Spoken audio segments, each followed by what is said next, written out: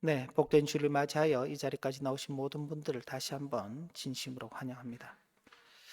예, 저희들 이제 창세기 1장부터 시작했는데 이제 42장에 이르게 되었습니다. 오늘 전체적인 말씀은 42장뿐만이 아니라 약 한 45장까지의 전체적인 내용들을 아울러서 함께 살펴보게 될 것입니다. 지난 시간 요셉이 바로 왕의 꿈을 해석해 주면서 7년의 풍년 뒤에 7년의 큰 환란이 있을 것이라는 말씀을 하였습니다. 그 말을 좋게 여겼던 바로와 애굽의 모든 신하들이 요셉을 총리로 삼고 그에게 모든 권한을 일임하고 그 7년 흉년을 준비하도록 하였습니다. 그리고 때가 되어서 7년의 풍년 끝에 이제는 7년 흉년이 시작되는 것입니다. 아마 처음에는 각자가 가진 양식들이 있어서 그 양식을 먹으며 그 생명을 연명했을 것입니다. 그러나 7년 흉년이 있을 것을 알고 있었던 애굽 사람들도 어느 순간부터 양식이 떨어지게 되자 요셉에게 나와서 양식을 구하게 되었고, 아마 다른 지역, 다른 나라에 살고 있던 사람들은 그 정도 생각을 하지 못했기 때문에 훨씬 더 그 어려움이 심각했으리라 그렇게 여겨지는 것입니다.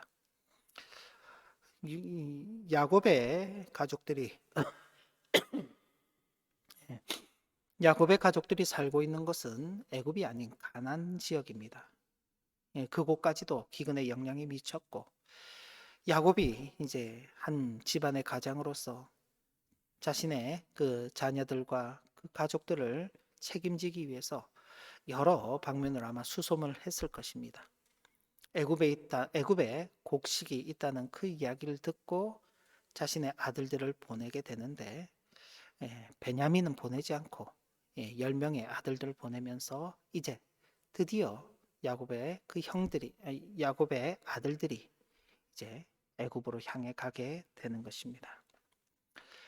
20년 전 요셉을 미디안 상인들에게 팔고 그렇게 에, 에, 시간이 지난 후로 20년 적어도 20년 이상의 시간이 흐른 뒤에 이 요셉과 그의 형들이 이제 만나게 되는 것입니다. 참 긴 시간 서로가 많이 변해 있었을 것입니다. 요셉은 17살 나이에 노예로 팔렸고 보디발의 집에서 10년, 감옥에서 3년, 그리고 7년 환란을 겪었으니 20년 정도, 7년의 풍년과 7년의 흉년이 이제 시작됐기 때문에 적어도 20년 이상 시간은 흘렀으리라 그렇게 생각되는 것입니다. 곡식을 사러 온 그 형들이 요셉을 보지만 요셉을 알아보지 못하는 것입니다. 그러나 요셉은 그 형들을 알아보게 되는 것입니다. 우리 성경 본문을 보면 요셉이 모른 척 하였다 그렇게 이야기를 하고 있습니다. 그러나 당시 요셉은 애굽의 총리였고 이들은 가나안 땅에서 그저 양식을 구하러 온 사람들이었기 때문에 아마 요셉을 직접적으로 이렇게 보지는 못했을 것입니다. 멀리서 이렇게 지켜보지만 그러나 요셉은 그 형들을 단번에 알아보는 것입니다. 그럼에도 불구하고 그 형들이 요셉을 알아보지 못하는 것은 자신들이 요셉을 만날 것이라는 생각을 전혀 하지 못했던 것이 아닐까 그렇게 추정을 하는 것입니다. 그저 요셉이 죽었거나 노예로 팔렸으니 어디 노예의 신분으로 있을 것이지 그가 애굽의 총리가 되었을 것이다 이런 상상조차를 못했을 것입니다. 어떤 요셉을 만나고자 하는 기대도 없었고 어떤 그런 생각도 없었기 때문에 요셉을 보고도 요셉을 알지 못하는, 그러나 단순히 그런 모습뿐만이 아니라 그들은 그런 하나님의 말씀에 대한 그런 민감함도 없었고 그리고 하나님께서 요셉에게 보여주신 꿈에 대한 어떤 그런 신앙적인 그런 모습도 없었던 그런 결과로 요셉을 보지만 알아보지 못하는, 반면에 자신에게 와서 곡식을 사기 위해 엎드린 그 형들의 모습을 보자마자 단번에 자신의 형이라고 알아챈 그 요셉. 아마도 요셉은 언젠가는 형들을 다시 만나게 될 것이다 하는 그 기대를 가지고 있었지 않았을까. 물론 요셉이 처음 꿈을 꾸고 그 꿈으로 인하여서 형들의 미움을 받고 그 결과로 애굽에 노예로 팔릴 때 자신이 꾼 그 꿈으로 인하여서 많이 원망했을 것입니다. 꿈을 꾸지 말았다면, 아니면 꿈을 꾸었더라도 형들이나 가족들에게 말하지 않았더라면, 내가 꿈 때문에 이렇게 노예로 팔려오고 억울한 이런 생활을 산다, 그렇게 생각했을 것입니다.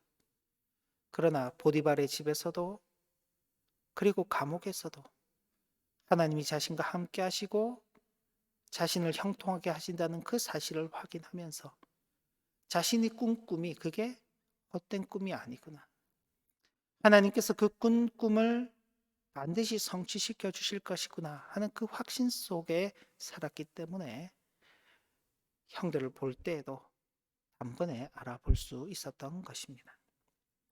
요셉의 이런 기대는 하나님의 계시에 대한 의존성과 하나님의 섭리하심에 대한 신앙의 기반을 둔 것이라 할 수 있을 것입니다. 요셉은 이렇게 자신이 꾼 꿈을 생각하고는 그 형들에게 한 가지 시험을 하기 시작하는 것입니다. 그 사람들이 이제 타 지역에서 왔잖아요. 가나안 지역에서 왔기 때문에 요셉이 정탐꾼이다라는 그 제목을 가지고서 추궁을 하는 것입니다. 그러면서 가족 관계를 다 묻죠. 전혀 모르는 듯이 다 묻는 것입니다.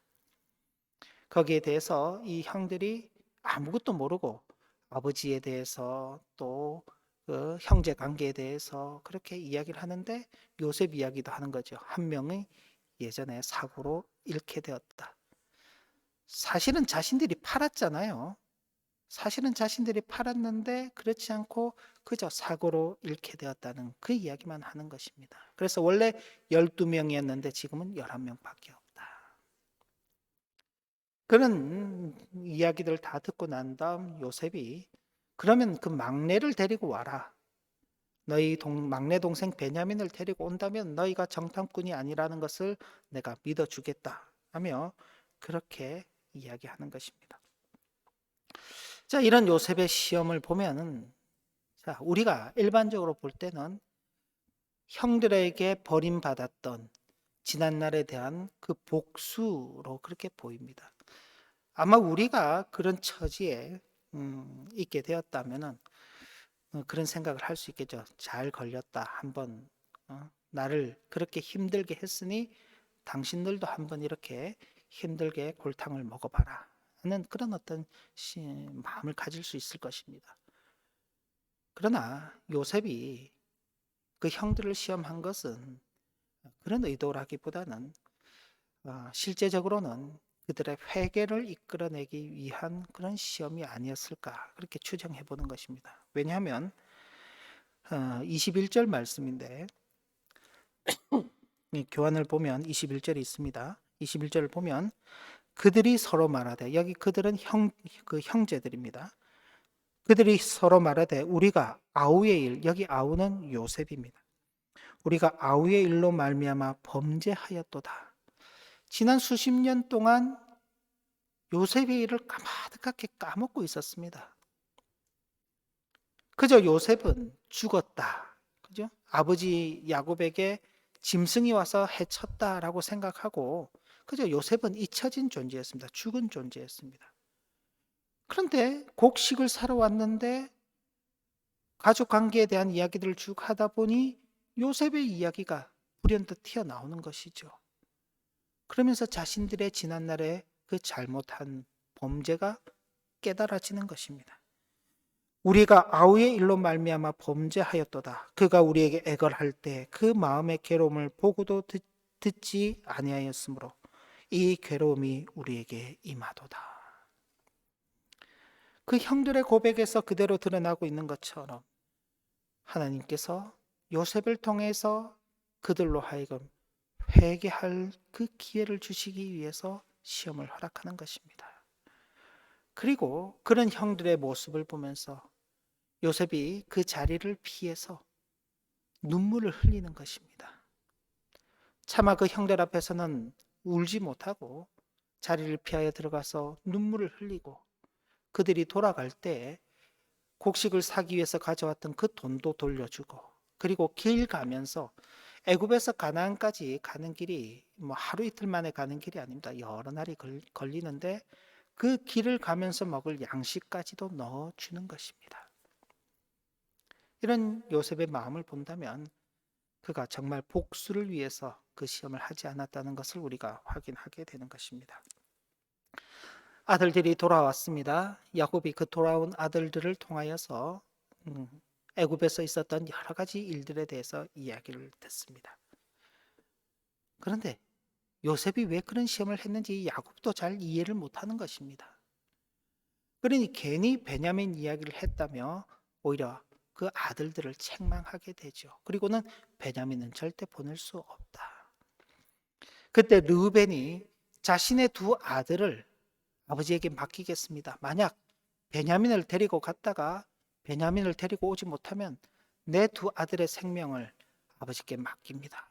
그렇게까지 이야기하는데도 불구하고 이미 요셉을 잃었던 그 트라우마 때문에 그리고 이 형제들이 돌아오면서 그냥 다 돌아온 게 아니라 10명이 갔지만 9명만 돌아왔습니다.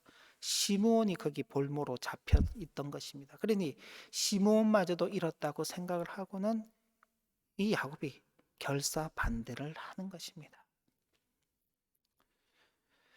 아들들이 애굽에서 가지고 온 양식이 있어서 당분간은 버틸 수 있었지만 그 양식마저도 이제 다 떨어지고 나니 방법이 없잖아요. 야곱이 다시 아들들에게 양식을 구하러 가야 되지 않겠냐 그랬더니 그 아들들이 베냐민을 데리고 가지 않으면 우리가 그 사람 보지도 못할 것이고 양식을 구하지도 못할 것입니다. 그래서 결국 어쩔 수 없이 야곱도 베냐민을 보내게 되는 것입니다. 자, 이렇게 끝나는 것 같은데 이 요셉의 시험은 두 번째 시험으로 이어지게 됩니다. 자, 이제 베냐민을 함께 데리고 다시 10명의 형제들이 요셉을 찾아오게 됩니다. 요셉이 그들을 환대하죠. 잔치를 벌려주고 그들과 만나서 이야기를 한 다음 그들이 돌아가게 될 때에 베냐민의 그 자루에다가 돈도 넣고 자신이 아끼는 은잔도 같이 집어넣은 것입니다. 그래서 이제 돌려보내고 난 다음 자신의 종들을 보내서 추적하게 만들어서 베냐민이 그 자신의 돈과 은잔을 훔친 도둑이다라는 그 죄명을 씌우고는 다시 그들을 잡아오는 것입니다. 참 요셉도 참 대단하죠. 한 번 정도 했으면 되는데 또 두 번의 시험을 하는 것입니다.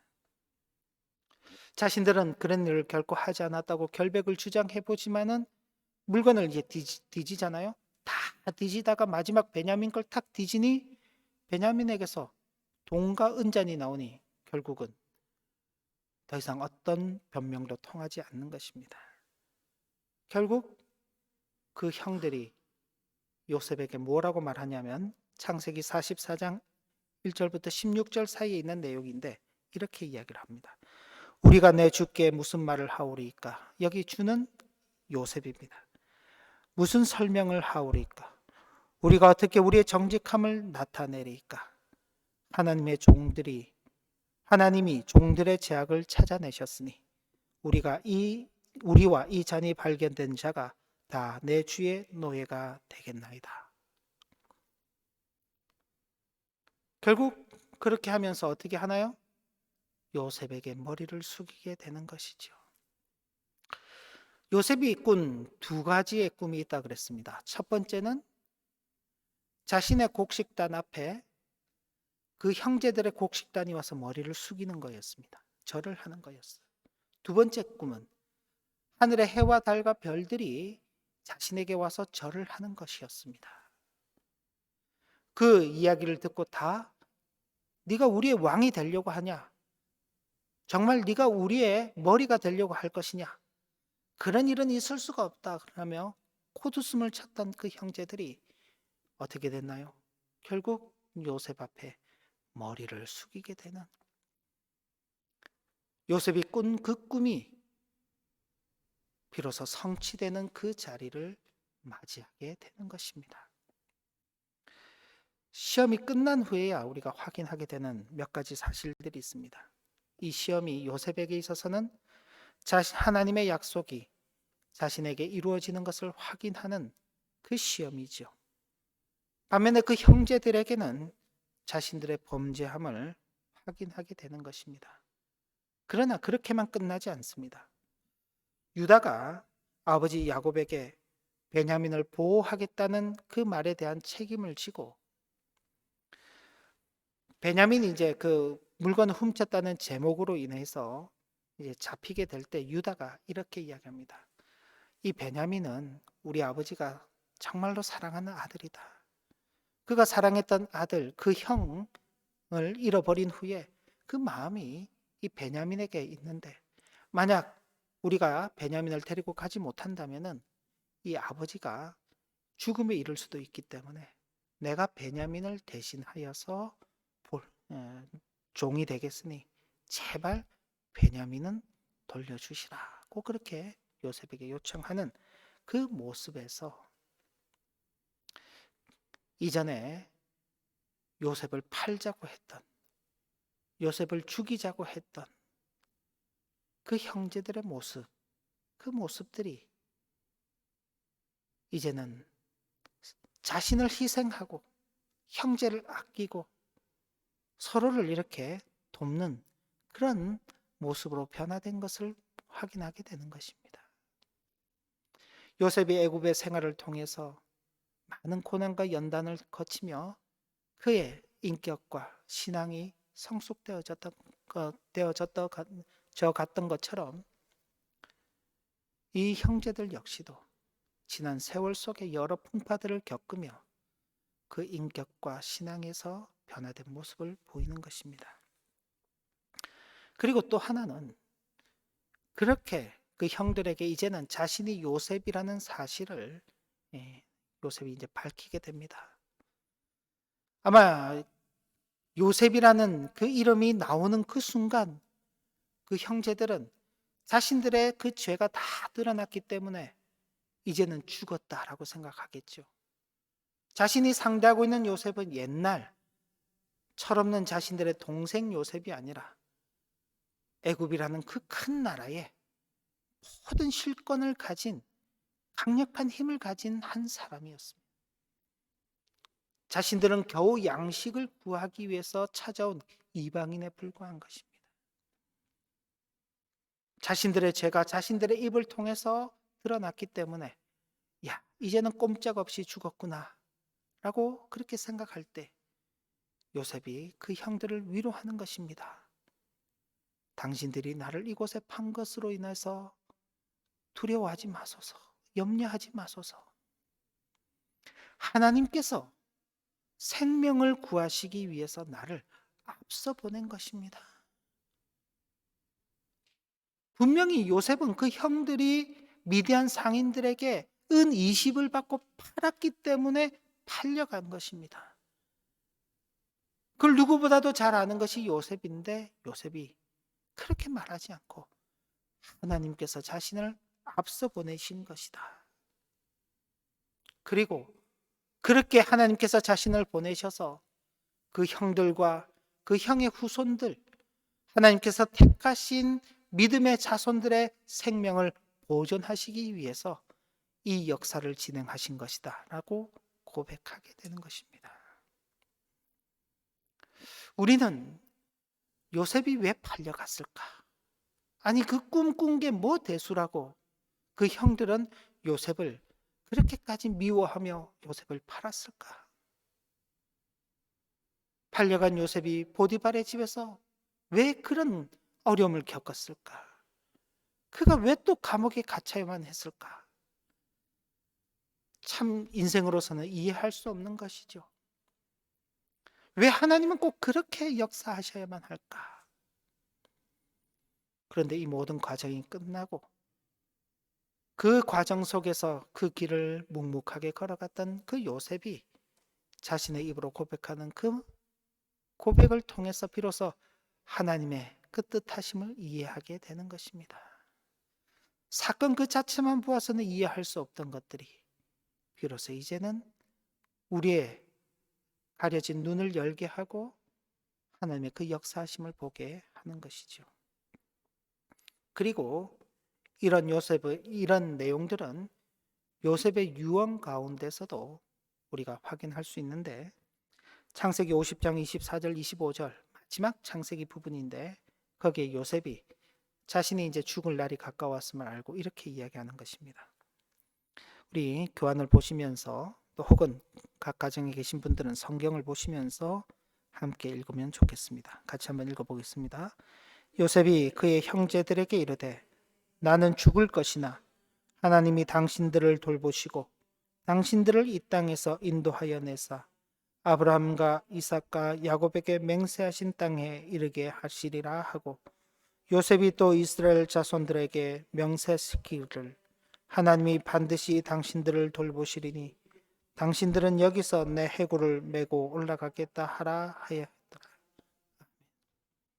지금 이 내용은 그 이후에 야곱과 그의 가족 70명이 요셉의 제안에 의해서 애굽 땅으로 이주하여서 살게 된 이후에 나오는 내용입니다.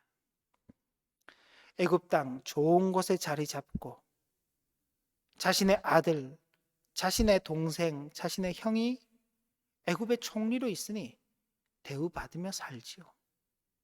좋은 조건 속에서 살아가는 것입니다.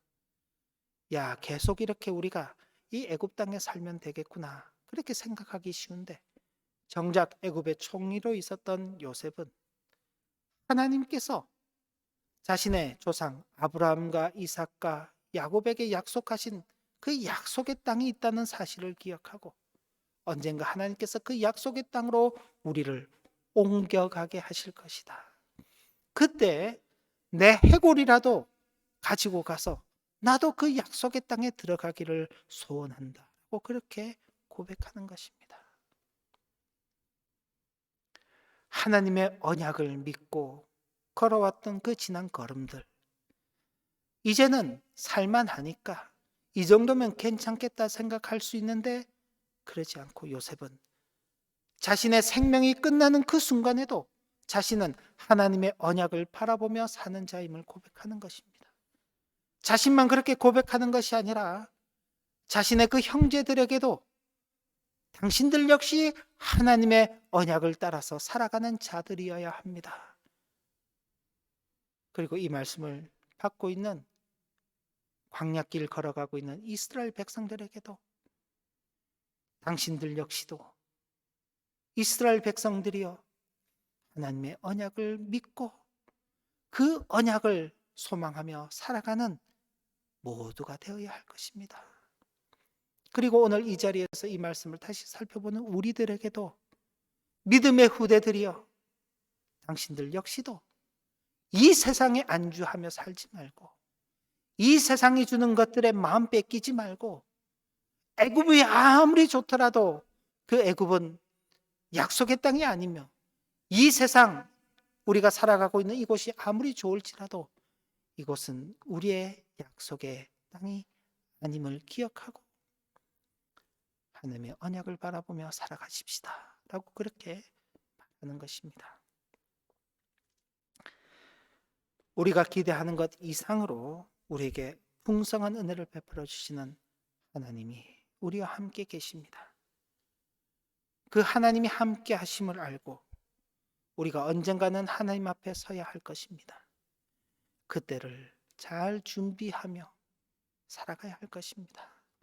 요셉이 언젠가 그 아버지 야곱과 그 형제들 앞에 설 것을 기대하고 살았고, 그들을 만나고 난 다음 이제는 자신이 하나님 앞에 서야 할 것을 소망하며 살았던 것처럼 우리 역시 그렇게 살아가는 것입니다. 이런 준비의 삶의 과정 속에서 하나님의 섭리의 역사하심이 있는 줄을 알고 우리의 일생의 과정을 통하여 우리 자신과 우리의 가정과 우리의 교회에 신앙과 인격이 자라가는 그 기회로 여기고, 어려움 속에서도 또 풍요함 속에서도 오로지 우리의 신앙과 인격을 성숙시켜 나가는 그런 귀한 기회들로 여겨가야 할 것입니다. 그리고 그런 우리의 신앙과 인격이 변화된 그 모습의 면면들이 우리의 삶 가운데서 잘 드러나야 하겠습니다. 이 큰 은혜를 누리시는 우리 모두의 복된 생애가 되시기를 진심으로 기원합니다. 기도 올립니다. 하나님 아버지,